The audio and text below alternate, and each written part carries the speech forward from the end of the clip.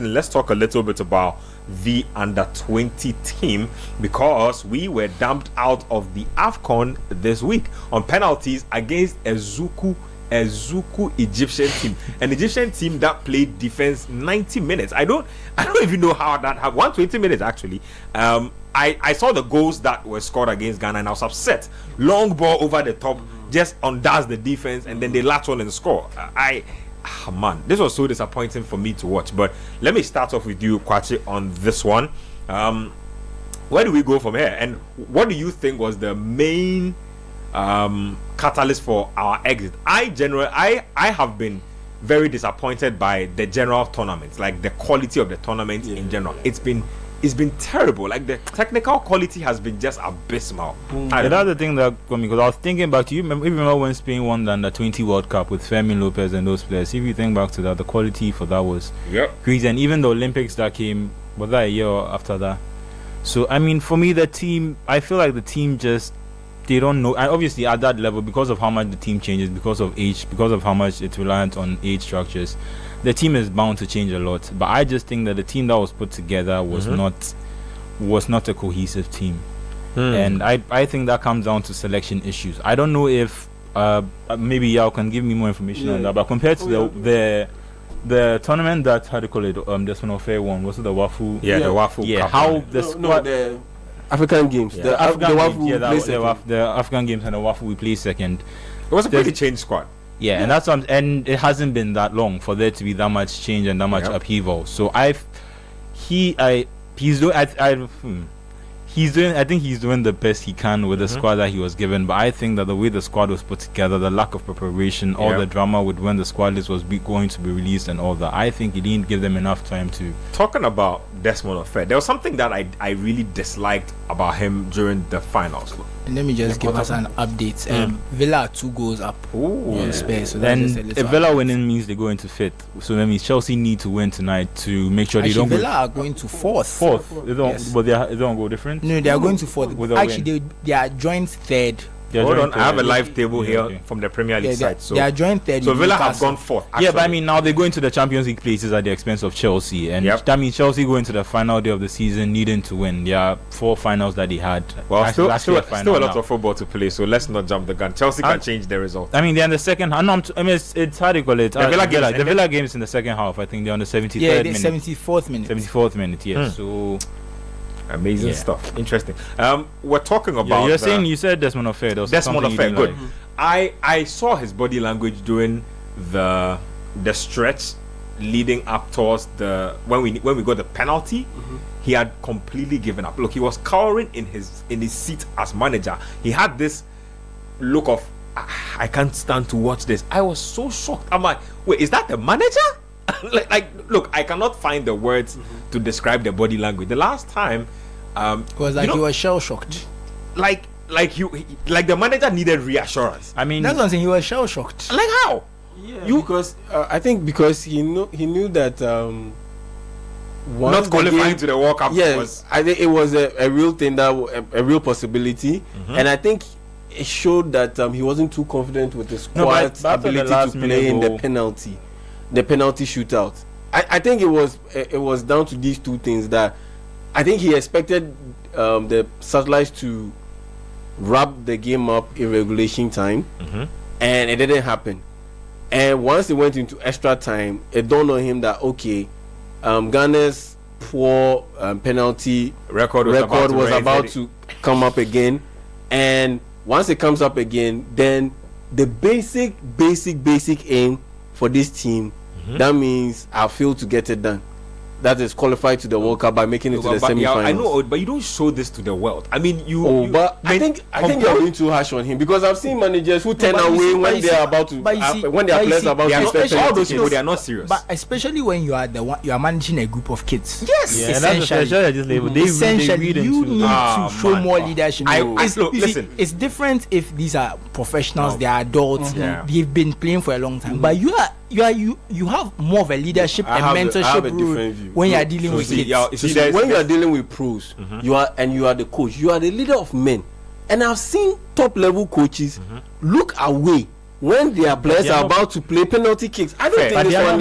That's the point. I mean, they are not. He was not looking away. He was not looking away. You should have seen him. Like, the coach looked so cool. He was scared. Like he wanted to hide. Like I know. I saw. I'm serious. I'm not even exaggerating. Like I won't. See, you should have seen the guy on the bench. Like he was sitting with his legs crossed, arms like very closed body posture. Like he looked like he was shell-shocked. He was. Like, I mean, after seeing that defensive collapse against this Egypt team in the lead up, I think that's the thing. I think there was an expectation on him, not just to win that match, obviously, but also the whole tournament as a whole. I think he went in thinking. It's not like, I'm not saying any of these things, not understanding the context of what he was in, but I'm also saying like what Susu said. Look, if you are guiding 15, 16, 17, 18 year olds, 18 and 19 year olds. 18 and 19 year olds. 18, 19. Stop that. Let's just say they are 18 and 19 year olds. They look up to you for guidance. Like even pro players mirror the body language of their manager, and that's why coach is always on Arteta's case. Then if an 18-year-old who is going through a hard time in a game looks at the dugout and his manager looks like he's already given up or looks more scared than him, what's he supposed to do? Especially after the way the game ended with the late penalty, you'd think they'd have a lot of energy going into. That's what I'm saying. But it's a shame that they couldn't take that because they should have had all the momentum going into extra time. Because the Egyptians were scared going into penalties because they thought that they needed to wrap the game up in regulation time or else things would have. Because to be fair, it came down to one penalty kick missed by a centre back. It's like the margins are quite small. Very fine, which is why I'm surprised at Ofe's body language. I think he was overthinking what his bosses would tell him about missing the World Cup. Like, hey, Ofe, you want to be on fire and call World Cup, no? You know that kind of thing. And he's one of their guys too. And I think there's expectation on him from that side, and also expectation on them from the whole country as a whole. So was huge, but he needs to show more confidence in the dugout. I think he's a good. I mean, but you've seen him coach before. Do you think that is how do you call it? That is how he usually is on the touchline, or would you say that? Oh, I mean, this was the biggest game in your career as a manager at this point, and you looked like you wanted to like basically be covered by a blanket. Like, I mean, if I'm a player and I'm looking at you, that kind of body language does not give me confidence. I'm just saying, if I was in their shoes, that kind of body language doesn't give me confidence. I don't doubt his tactical prowess. I don't doubt his ability to win games or none of that stuff, but I'm saying that this was a crucial moment for his team. I mean, because that's the point. If the tactics weren't working at that moment, that's when he also needs to now be. He needs to. Anyway, but Yao said he has a different view on it. Yeah. Oh yeah, I've already said that. Look, I've seen managers who are leaders of men, people who are but they're fathers. Not men yet. Or you think that? I'm saying that. Look, I've seen managers who are leaders of men. It means bigger, more established managers look away in those crunch situations, look tense, and so if Ofe looks a bit, tense. Or like a deer in headlights, a little bit. Hey, deer in headlights, that one, that one is unacceptable. It doesn't matter little bit. A little bit. You're allowed to look a little bit nervous and but deer in headlights, come on. A little nervous. You don't need to be there. I wouldn't criticize him much for his body language. Look, I think the damage was already done in the first half because of the goals that we conceded. Egypt had no business scoring those goals against Ghana because the pitch was a bit of a fast pitch. It had a fast surface because the ball just kept on skating off the surface of the pitch, and simple communication between the goalkeeper and the defenders. There was a breakdown in that, and that's what led to those two goals Ghana conceded against Egypt. And I'm a bit when it comes to Ofe, I'm a bit disappointed with the way they managed the situation and some players. I'll give you an example. So Gideon Asiako, he was the goalkeeper. He is the starting goalkeeper for Dreams FC. Now, throughout the tournament, especially in that game against against Egypt, he showed that he was overly eager to come off his line, and he could not catch any ball once. Remember earlier in the season, Karim Zuto, at the time he was the coach of Dreams FC, he came out and made a stinging criticism of his goalkeeper Asiako that he does Onana things. You remember? I remember. You remember? He said those Onana things. It must stop. What did the Black Satellites do about that? He kept on doing quote unquote Onana things there, and it affected us. Look at how we considered those two goals against Egypt. Yep. That's one. So how did you coach this goalkeeper? How did you coach this player? You guys didn't. Nana there's uncoachable. I mean, you can get like goalkeeping coach. I mean, he's part of the technical team. You can get him to be a little bit more disciplined and time his runs better. That's one. Number two, Hakeem Sulemana scored a crucial penalty with virtually the last kick of the game for Ghana to go level with Egypt and go into extra time. Yeah. But in the penalty shootout, Hakeem Sulemana wasn't part of the fight. That was very questionable for me. I didn't understand why at all. How? I don't get how the Dacosta injury got in ahead of him. How does the centre back get ahead of? How did Sulemana, who scored that penalty and looked very composed, composed and comfortable, miss out on the 5 players who effected Ghana's penalties? That for me is management. Let me try and talk for them small. I mean, it's not the most sensible decision, but maybe the logic is the keeper has seen one, so maybe the next one you can. No, you have to remember these things are about preparation and knowing. And I saw that the Egyptians had their tabs during the penalty shootout. They looked like they were going over a lot of details before the shootout happened. So some of these things sometimes let's be more understanding. And on top of that, you look, Egypt used all six of their substitutes. Ghana, we used just 4. And they played some mind game by bringing on a new goalkeeper for the shootout. So what was that all about? Was Ofer indirectly trying to say that he does not trust the quality in his team by just trusting 4 players to come off the bench? There's that. Okay, if there's that, then weren't you the one who called these players? I think there was a heavy over-reliance on foreign-based players as well. Yes, 14. Which is very shocking, and I'm asking myself, are you saying that Ghana, we do not have under 20 players who are good enough? That's just crazy. To play on the African scene for us to get to the World Cup, that we have to rely on 14 foreign-based players whom some of those people, their clubs didn't even want to let them go. We had to wait for them to almost like. And the thing is, you look at some of the absentees. You ask yourself, okay, how is it possible that a guy like Benjamin Chivanyo didn't make the squad? A guy who played at the under-17 under Lai Kingston, he was part of the team and the lead up to the tournament, and all of a sudden he's not available. And some of the selection, the posture of the FA, it didn't make it look like they had control on the player call-up, the player selection in hand, going hand in hand with the coach. Because if we have to rely on CAF 2 days or a day before our first game, for us to know who is representing us, the players who are representing the Ghana Black Satellites. That's crazy. And on top of that, whenever Ghana had a blip in performance, we didn't have a press conference. There was no press conference. Have you seen a press conference after we lost to Egypt? No, that's for the GFA. They do the press conferences based on their emotions. When we do a press and when we don't do a press. Very unprofessional stance by the GFA. And honestly, it does not help because it didn't give the boys the right footing to be able to compete in this tournament. Despite the fact that we had 7 points at the end of the group stage, because everything was going well. There was nothing wrong with the Black Satellites in terms of their preparation. Nope. In terms of our preparation was good. It was good. Everything was on only that behind the scenes they were not getting the players they wanted. Then in the lead up to the tournament, all these player selection machinations come in, and it just messes up the whole dynamic of the team.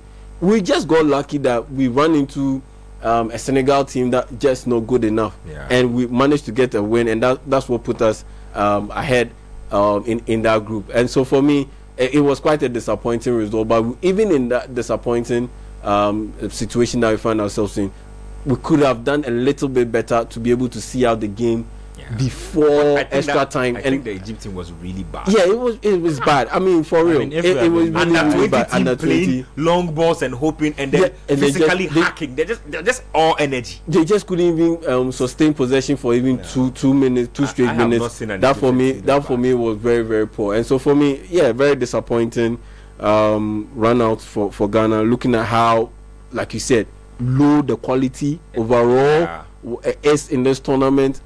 The players that we should have been able to get to the semi-finals and indirectly qualify to the World Cup. So for me, that was very disappointing. I think I was asking you, Ben, when's the last time Ghana, within different age disciplines, when was the last time we actually qualified for something? I think the last time was the 20s, the under 17. I think 2017. Yeah. Wait, that's crazy. Yeah, because under 20 we haven't qualified since to the World Cup since 2015. And the national team hasn't been to the AFCON. I mean, we're the last AFCON. Yeah, we've been to the last AFCON. Yeah, I mean the coming one. So no, we missed. we went to the World Cup. Went to the World Cup. So the AFCON and the World Cup. That's the last time for the national team. Yep. But below that, one of the last probably has to go up all the way back to 2017. And the irony is that our age restricted national teams have always been the best teams in this country. I think we need to find a way to go back to the earlier point. Find a way to have continuity. To have a way where players. Keto who needs to find a way. And speaking of continuity, okay, yes, in the midst of all this disappointment, I think there are a couple of players that really stood out. You look at Afrifa, you look at Joseph Amankwa, even Sulemana. I think he kind of played just average because I've seen him play way better than he did in Egypt. So Afrifa's Amankwa, Emmanuel Mensah. Yeah. I think Emmanuel Mensah did quite well, and I think these guys, Abdulaziz, is I think these guys we should try as much as possible to keep them around. Somebody's making it funny. Nana Kwesi Databa says it's like Ronaldo scoring a penalty in normal time, later to be replaced by Abeloa in a penalty shootout. He doesn't understand. Anyway, Mr. Graham, you get the last word on the Ghana team. We have been eliminated. The semi-finals is set, actually. Let me just give you that before we go. So on Sunday we have Nigeria taking on Egypt, and then South Africa taking on Morocco. So 2 North African teams still in there, 1 West African team, 1 team from the south. I mean, shouts out South Africa. I mean, they are not known as a powerhouse. Their national team has not been impressive in recent years, so that's nice to see. But when it comes to us, look, it's just difficult because there's just a regression all across our national teams. I mean, the last under 20 we won, was that when Kudus was there? Was that under 20? No, under 20. The last under 20 we won was 2009. Karim Zito. So Karim Zito. 2019. That was up to 2021. Was that Isaku? Was that Isaku? Yeah, so a free ban squad. Yeah. And funny enough, Ofori Makati, who is the captain of this team, Black Satellite, was part of that team. And even still look at how he played. Well. So we are just not getting the best out of what we have because we have the talent, but there's all this politics. Because for me, that squad list not coming out early and we having to go to CAF. Why were the GFA sitting on that squad list? It's nonsensical. And the idea that because you have until the day before your game to submit the squad list, you are going to wait. What nonsense is that? Who does that? I mean, to be fair, like I said, let's also give them credit. Maybe they were worried that all the talk before the tournament will affect the players' preparations. Come on. That's like worst case devil's advocate. No, but it's a list that is going to be criticized. You know these players. But you see, the problem with that is that part of playing for a national team is the scrutiny. Yep. It is part of it. Yep. So imagine if we say that the Black Stars will get scrutinized every time we go to a tournament, so we are never seeing a squad list until a tournament. That you can't even say that.